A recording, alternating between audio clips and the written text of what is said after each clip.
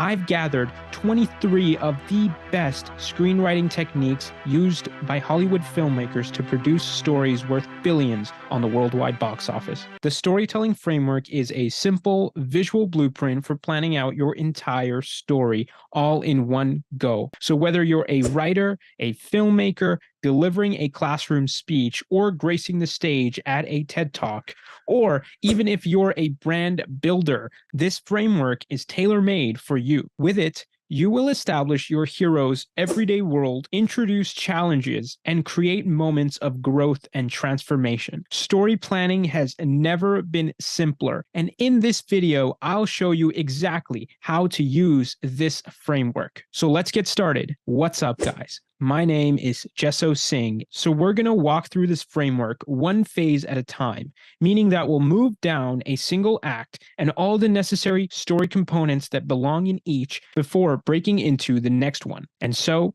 we begin with everything under Act 1. Act 1 can be defined as the desire phase, and under this first act, we have stages 1 and 2. Stage 1.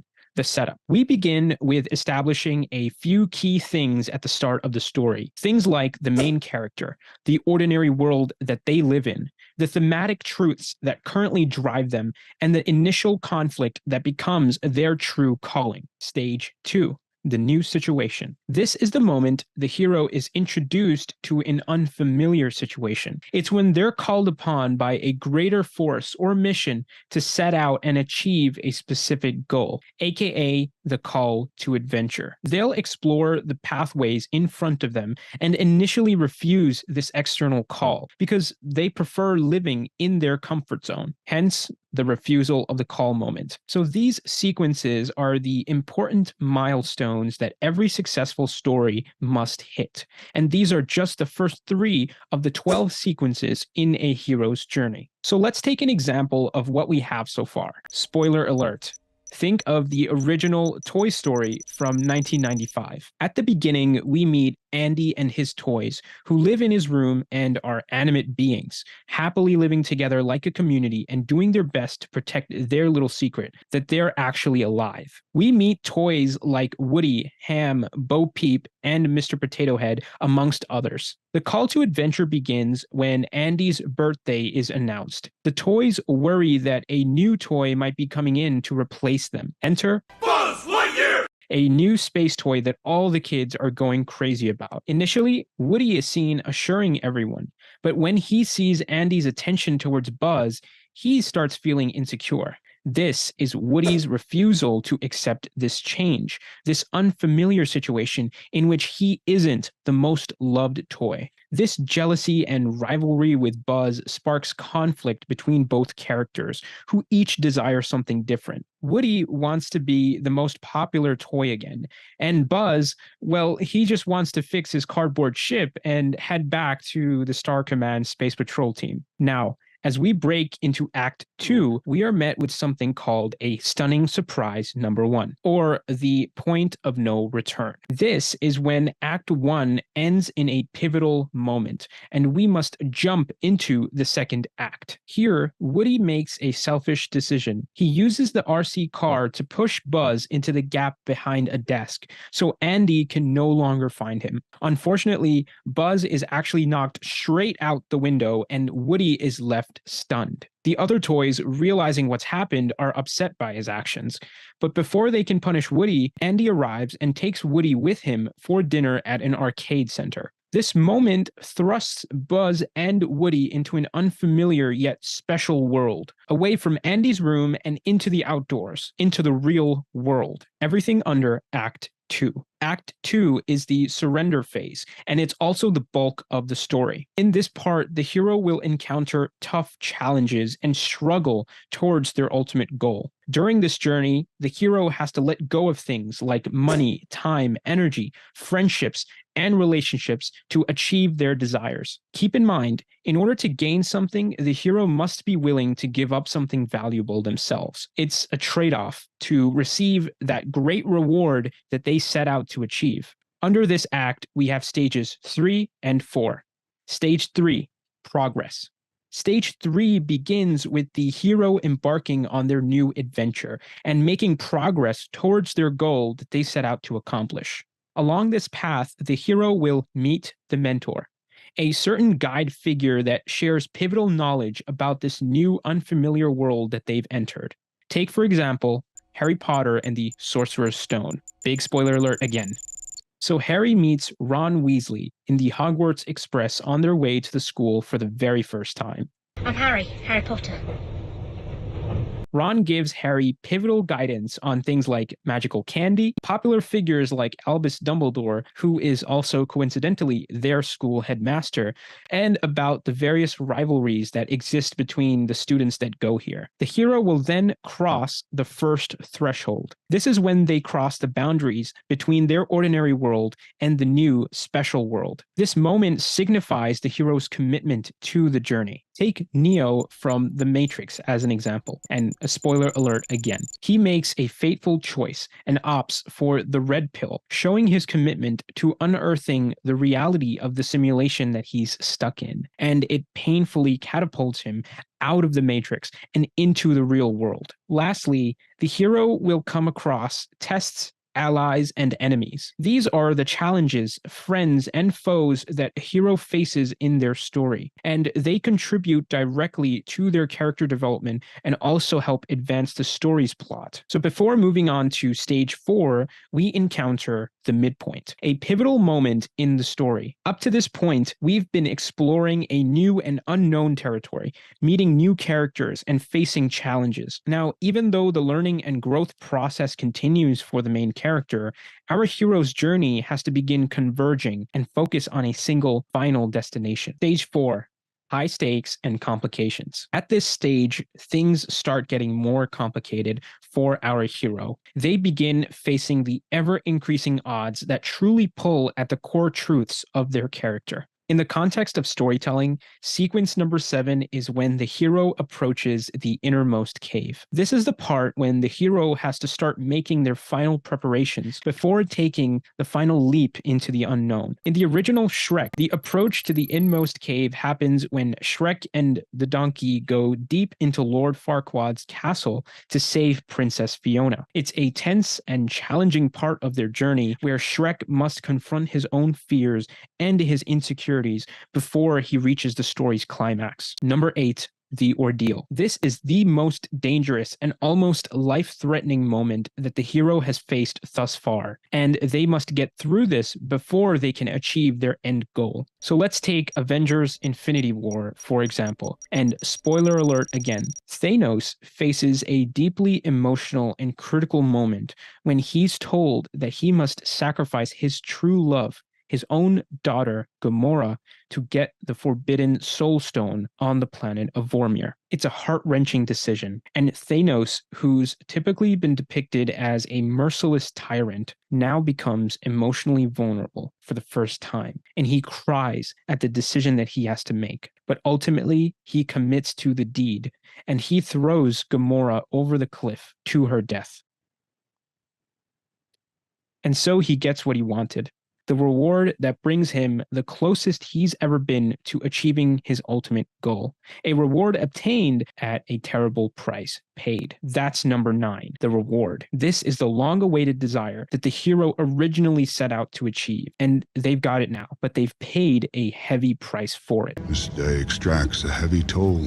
The hero has surrendered something extremely close to them, whether it be money or it be their own morality, but they've achieved what they wanted. So it might just make them rethink the value of this reward, now having lost so much on this journey. What did it cost?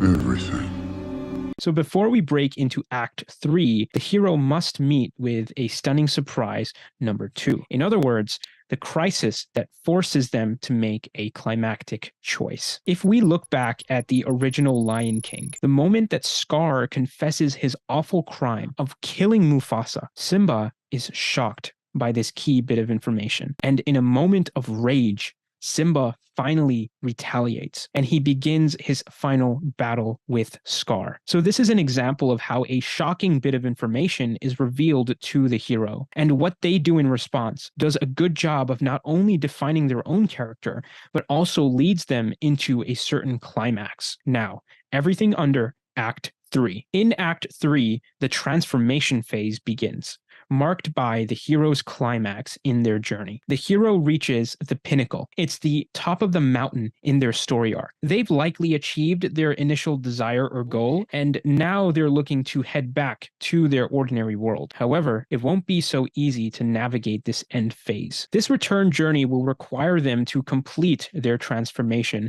and put to work all the lessons and the changes that they've undergone on their adventure. When that ultimate conflict faces them head on. Stage 5, the final push. In storytelling, the final push stage marks the hero's road back home. And it's during this return journey that they encounter their ultimate challenge or obstacle, which is now keeping them from getting back home. Let's take an example from The Devil Wears Prada. And spoiler alert again, the road back home begins when Anne Hathaway's character, Andy, she realizes that Miranda Priestley, who is her boss in this film, purposefully held back a friend and mentor of hers in Nigel from a job promotion so that she herself could get ahead. So this brings a change in Andy's mindset. She realizes that if she stays in this job and in this industry, she too will become ruthless and manipulative like Miranda. So she exits the car, she leaves Paris Fashion Week where they were actually headed to, and she chooses to leave Miranda and the entire fashion world behind. So navigating this critical test forces the hero to confront and overcome all those internal dilemmas and inner conflicts that plagued them since the beginning. And as they make their way through this final trial, they undergo a profound change of character, leading to their ultimate resurrection moment, where they emerge transformed and evolve, having conquered both their inner and outer challenges. So as we later learn in this story, Andy has returned to New York City. She's amended her relationship with her ex, and she's amended her relationship with her coworker Emily, and she's secured a new job as a newspaper reporter. These decisions symbolize her growth and newfound confidence, and it shows the transformation that she has underwent after working for months in this dog-eat-dog fashion industry. Stage 6. The aftermath. This aftermath is the stage that follows the climax of the story. It's where the consequences of the hero's actions and the resolution of conflicts happens, and it provides closure to the entire narrative. So here we'll see the hero finally return back to their ordinary world, either figuratively or literally. But even if their original world is unchanged, the hero themselves has undergone a significant transformation, and they bring a profound new philosophy or even artifact back to this life. And this is defined as sequence number 12, return with the elixir. The last example I'll give you is of Inception. So spoilers again. The return with the elixir sequence is marked by the protagonist, Leonardo DiCaprio's character, Dom Cobb. He has achieved emotional healing and closure in this moment. In the final sequence of the film, as Cobb reunites with his children, the moment signifies his emotional healing and moving forward in life, after spending years in guilt of his wife's suicidal death. Even though he performs his classic test, spinning the top, seeing if it falls, then he is no longer in a dream state, but if the top keeps spinning and spinning endlessly, then he's still stuck in a dream. But he doesn't look back to see whether it falls or not. You see, the spinning top's uncertainty no longer matters to him, and he's freed himself from the guilt of his wife's death. And this is true happiness and peace for him. And that's all he requires now. So to sum up this whole story, wink wink, let's use one of the final rows in this framework, Dan Harmon's story circle. Dan Harmon's story circle is a simplified narrative structure with 8 different stages. It starts with a character, you, in a zone of comfort, followed by a need or a desire that leads them to go into an unfamiliar situation. The character then faces several obstacles and makes sacrifices along the way in their search, find, and take operation. And take they do, albeit with a significant price paid. Ultimately, the hero returns to their familiar world, but now as a changed person, transformed by this entire adventure. And that, ladies and gentlemen, is the storytelling framework. So you'll notice a final row at the end, which represents the 15 beats from the Save the Cat screenwriting technique. But it is very self-explanatory, and it's popularly used to plan out individual scenes throughout the entire story. So if you're actually writing a film, that would be really, really helpful for you. But I'd be happy to explore the 15 beats in another video in more of a deep dive. So just let me know in the comments below if you actually want to see that. And also, if you want to download the storytelling framework for yourself, I have it available in the description below in PDF and image format. So go down there and grab the storytelling framework and start putting it to use in your storytelling projects. So with that, this has been Gesso Singh, and you know the drill. Please like and subscribe if you enjoyed this breakdown. Until next time, salute.